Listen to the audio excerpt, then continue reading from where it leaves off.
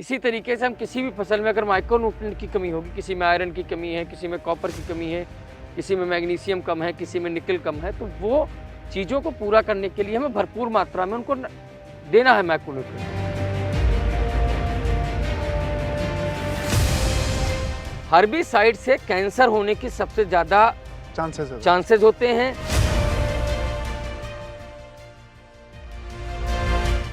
अब आपको देखना है कि आप इंसेक्ट कंट्रोल कैसे करेंगे। केमिकल बेस में इंसेक्टिसाइड क्या डालेंगे, वो बहुत तगड़ा इंसेक्ट कंट्रोल करेगा, एक पॉइजन होगा वो बहुत तगड़ा। नमस्कार, आपका स्वागत है।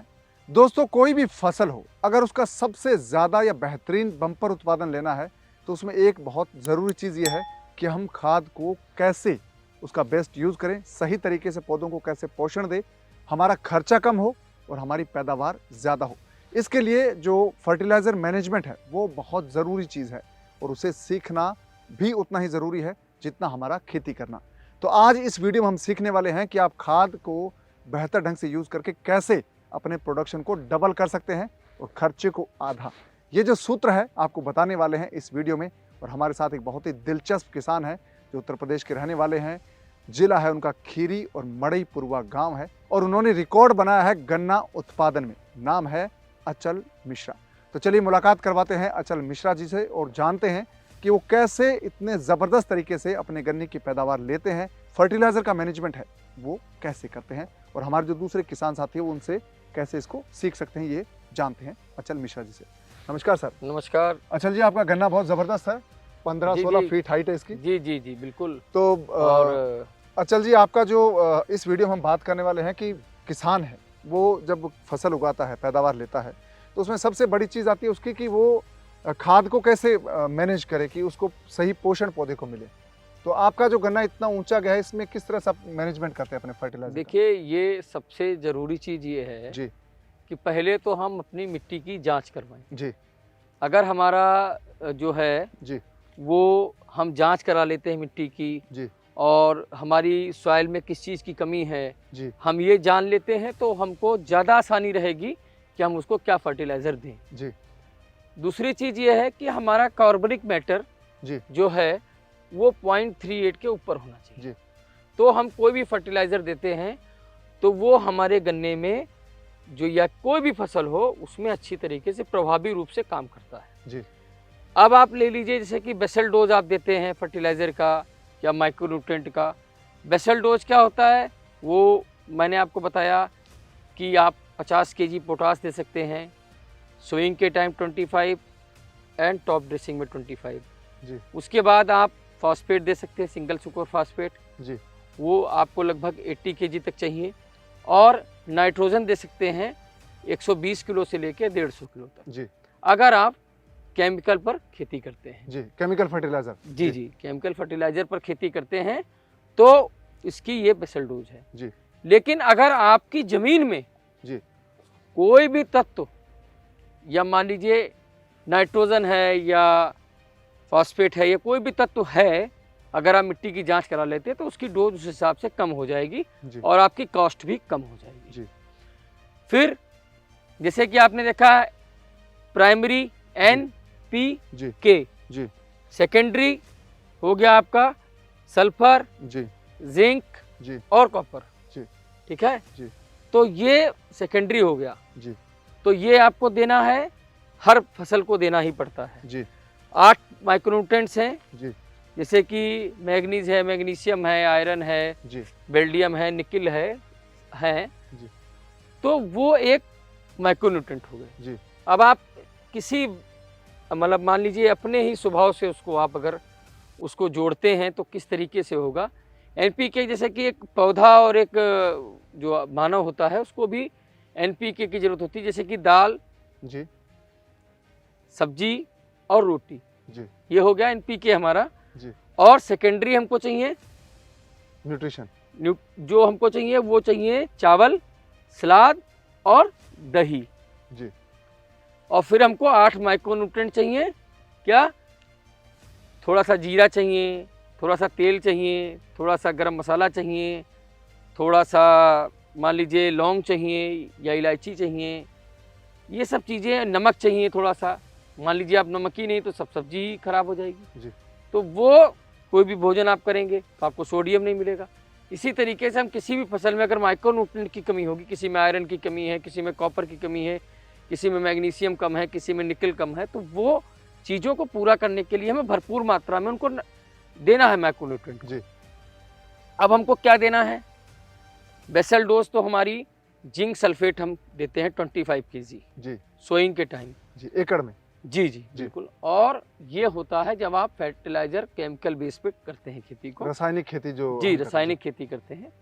अगर आप ऑर्गेनिक फॉर्म में खेती करना चाहते हैं तो आपको कम से कम जैसे 2 से 2 वर्ष पुराना गोबर हो गाय का, और वो लगभग आप दे सकते हैं 12 कुंटल प्रति एकड़ के हिसाब से हर साल आपको देना है, जिससे आपके खेत का कार्बनिक मैटर बढ़ा रहे और आपके खेत की उर्वरा शक्ति बढ़ी रहेगी जी।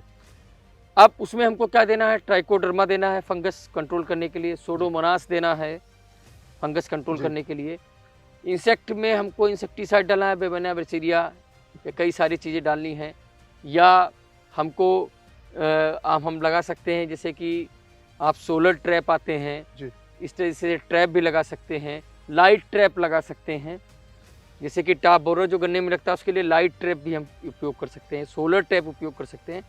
और एक चीज़ आपको बहुत महत्वपूर्ण बताने वाला हूँ मैं, कि आप घास को कैसे खत्म करेंगे जैविक रूप में जी। तो हर्बिसाइड डालते हैं बहुत सारे लोग, वो बहुत ही खतरनाक होता है हर्बिसाइड जी। वो चूंकि आपको नहीं देना चाहिए फसल को जी। इसलिए हर्बिसाइड से कैंसर होने की सबसे ज़्यादा चांसेस होते हैं। अगर आपका लेबर भी नंगे पैर जा रहा है और हर्बिसाइड डला हुआ है तो उसको कैंसर हो सकता है जी। इसीलिए हर्बिसाइड को तो मैं कतई ही रिकमेंड नहीं करूंगा किसी को। आप निराई करें, गुड़ाई करें, वो तो ठीक है, लेकिन हर्बिसाइड का प्रयोग ना करें जी। ये मेरी सभी से किसान भाइयों से रिक्वेस्ट है कि हर्बिसाइड ना डालें। लेबर की कमी है तो जुताई और गुड़ाई को बढ़ा दें, लेकिन अपने स्वास्थ्य के प्रति हम सजग नहीं रहेंगे तो हमको उसका खामियाजा भुगतना पड़ सकता है। अब जैविक रूप में कैसे कंट्रोल करेंगे हम घास को? तो आपको सीधा सा उपाय है, अगर आपके पास भरपूर मात्रा में, जैसे आपने देखा होगा मोथा घास जी। तो मोथा घास जो होती है उसको भादा कहते हैं हमारे वहाँ, उसका बहुत ज़्यादा प्रकोप होता है गन्नों में जी। तो उसको हम क्या करते हैं, गुड़ाई से या लोग हर्बिसाइड डालने का प्रयोग करते हैं उस पर। लेकिन उसको हम कैसे कंट्रोल कर सकते हैं? उसको कंट्रोल करने के लिए हमको सबसे ज़्यादा ज़रूरत है कि हमारे पास अगर भरपूर मात्रा में जामुन और आम की पत्तियां हैं तो उसको अपने खेत में हम बिछा देंगे और पानी लगा देंगे, जिससे मोथा के नीचे की जो गांठ होती है वो पूर्ण रूप से सड़ जाएगी और मोथे घास की समस्या आपकी जैविक रूप से खत्म निवारण हो। ये बहुत ज़बरदस्त तरीका बताया आपने। हाँ, ये जामुन की पत्तियों में विशेष कर क्षमता होती है कि वो मोथा घास की जो गांठ होती है उसको गला देती है। अगर भरपूर मात्रा में किसी किसान भाई के पास हो तो मोथा इससे खत्म किया जा सकता है खेत से जी। और अब आप फर्टिलाइजर आपने बताया तो मैंने कहा रिकमेंडेड डोज आप देते रहेंगे जी। हमारे जो फर्टिलाइजर हैं उसमें बहुत ज़्यादा ज़रूरी ये है कि बहुत सारे आपने दवाइयाँ देख रहे होंगे, कई सारी टॉनिक्स आ रही हैं, किसी में अमीनो एसिड है जी, किसी में जुब्रेलिक एसिड है जी, किसी में इंडोलेस्टिक एसिड है जी। तो देखिए जुब्रेलिक एसिड जो है वो खासकर लंबाई के लिए प्रयोग किया जाता है गन्ने के लिए, गन्ने में या किसी फसल में जुब्रेलिक एसिड किसी चीज का आकार बढ़ाने के लिए जी। तो आप जुब्रेलिक एसिड का प्रयोग गन्ने में मत करें जी। अगर कुछ किसान भाई करते हैं मैं उन्हें सलाह दूंगा उनको ना करें जी। वो बंधाई करें, गन्ना लंबाई में बढ़ने वाली फसल है और अपनी लंबाई ले लेगी और पूरी बढ़वार हो जाएगी, उससे आपको 25% आपकी पैदावार भी बढ़ जाएगी। जैसे ये गन्ना ये खड़ा हुआ है जी। आप देखिए गन्ना खड़ा है बिल्कुल जी। तो ये पूरी पैदावार देगा जी। गिरने के बाद उसमें चूहे लग जाते हैं, उसकी रैटून नहीं अच्छी होती, ऐसी सारी दिक्कतें शुरू हो जाती है। रैटून इसलिए नहीं होती, जड़ उखड़ जाती गिरने के बाद, अच्छी नहीं होती।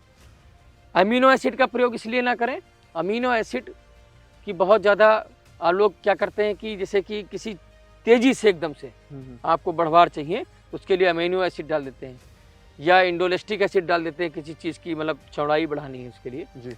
ये सारे केमिकल का प्रयोग आप ना करें, कोई भी एसिड ना दें।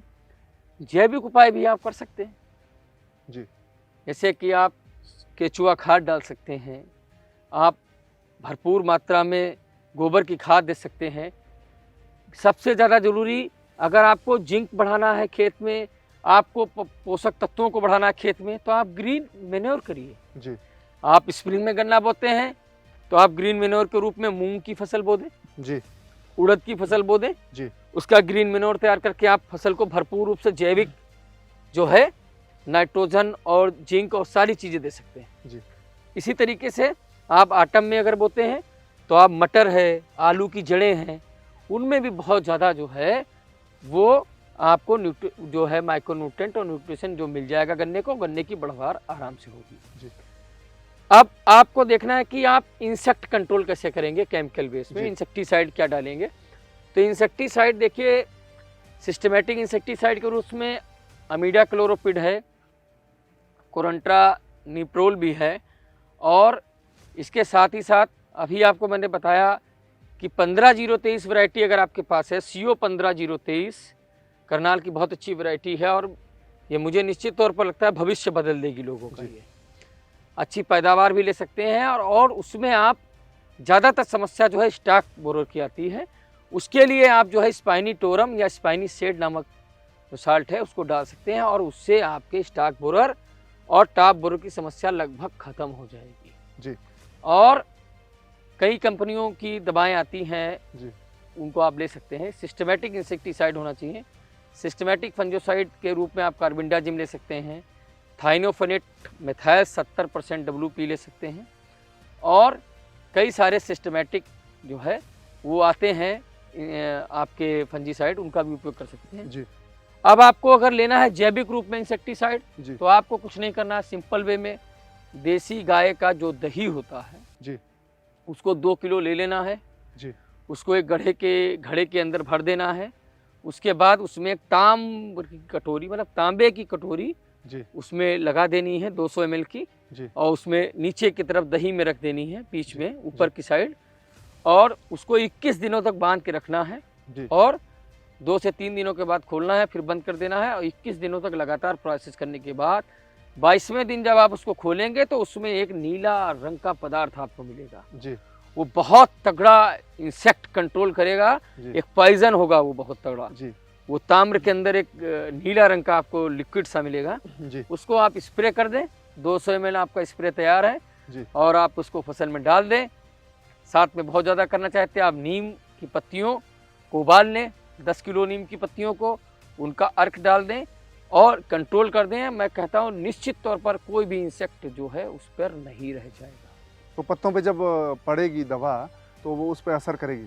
जी बिल्कुल करेगी जी, मतलब वो सिस्टमेटिक तरीके से उसको कंट्रोल करेगी? जी जी बिल्कुल बिल्कुल करेगी, और मैंने ये किया है जी, तभी आपको बता रहा हूँ।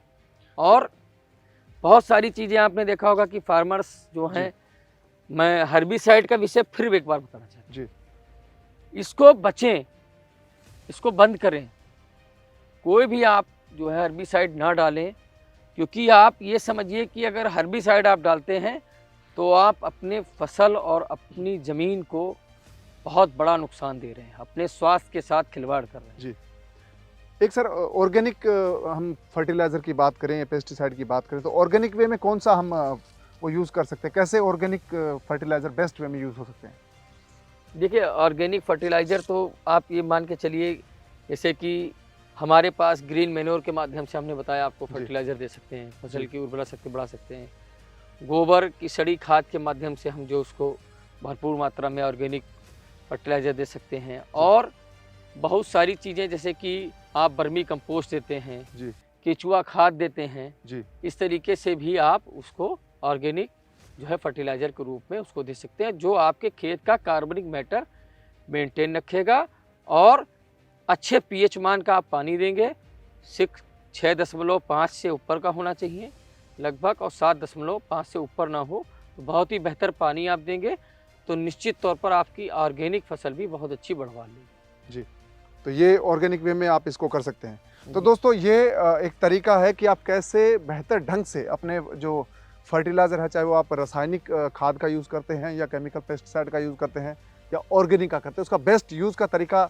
तो दोस्तों अचल मिश्रा जी ने हमें बताया है कि किस तरह से आप बेहतर ढंग से फर्टिलाइज़र का यूज़ कर सकते हैं, चाहे वो केमिकल फर्टिलाइज़र हो यानी कि रासायनिक खाद हो, केमिकल पेस्टिसाइड हो, या फिर आपका ऑर्गेनिक तरीका हो। हर तरह से आप जब बेहतर मैनेजमेंट करेंगे, उसको बेहतर ढंग से करेंगे, तभी आपको अच्छे रिजल्ट मिलेंगे। और अचल मिश्रा जी का जो गन्ना है, जो 1000 क्विंटल उगाते हैं, उसमें इनका जो पेस्ट मैनेजमेंट है वो गजब का है, और उसके साथ साथ जो फर्टिलाइज़र मैनेजमेंट है वो भी बहुत ज़बरदस्त है। इन दोनों का रोल बहुत ज़बरदस्त है। सर, आपने हमें बहुत सारी जानकारी दी, इसके लिए बहुत बहुत धन्यवाद आपका। पवन जी। और अभी अचल मिश्रा जी हमारे साथ हैं, इनसे एक चीज़ और जानेंगे। किसानों के लिए एक नई चीज़ है FPO, यानी कि फार्मर्स प्रोड्यूसर ऑर्गेनाइजेशन, या कह सकते हैं कि किसान कंपनी इसको कह सकते हैं। किसान कंपनी अपनी बनाए और ज़बरदस्त तरीके से उनको फ़ायदा होगा। क्या फ़ायदे होंगे FPO के, ये आपको बताऊंगा मैं अगले एपिसोड में, और हमारे साथ अचल मिश्रा जी रहने वाले हैं। तो दोस्तों, इस एपिसोड में हमने सीखा कि किस तरह से आप बेहतर ढंग से फर्टिलाइज़र का मैनेजमेंट कर सकते हैं, खाद को बहुत अच्छे तरीके से दे सकते हैं, और आपका जो पेस्ट मैनेजमेंट है वो भी आप बेहतर ढंग से कर सकते हैं, खासतौर से शुगर केन में। अगर यही मॉडल आप दूसरी फसलों में अपनाएंगे तो निश्चित तौर पर बहुत अच्छा आपको उत्पादन मिलेगा। आपका जो खर्चा है फर्टिलाइज़र का वो भी लगभग कम हो जाएगा, आधा हो जाएगा, और आपका जो प्रोडक्शन है वो डबल हो जाएगा। तो आपसे मुलाकात होगी अगले वीडियो में। फ्रीडम यात्रा के दौरान ऐसी दिलचस्प जानकारी आपको देखने को मिलेगी, ऐसी कहानियाँ मैं आपको दिखाता रहूँगा। इसलिए आप इस चैनल को सब्सक्राइब कर लीजिए और फ्रीडम ऐप को डाउनलोड कर लीजिए, ताकि आपको नई नई टेक्नोलॉजी है खेती की वो जानने को मिले, और आप बेहतर ढंग से खेती करें। और बिजनेस करना है तो उसके लिए बेहतरीन आइडियाज़ और तरीके आपको मिलेंगे, और पर्सनल फाइनेंस आप कैसे मैनेज करें, इसके कोर्स भी आपको फ्रीडम ऐप पर मिलेंगे। तो आपसे फिर मुलाकात होगी नए वीडियो के साथ। तब तक आप अपना ख्याल रखिएगा। दीजिए इजाज़त। नमस्कार।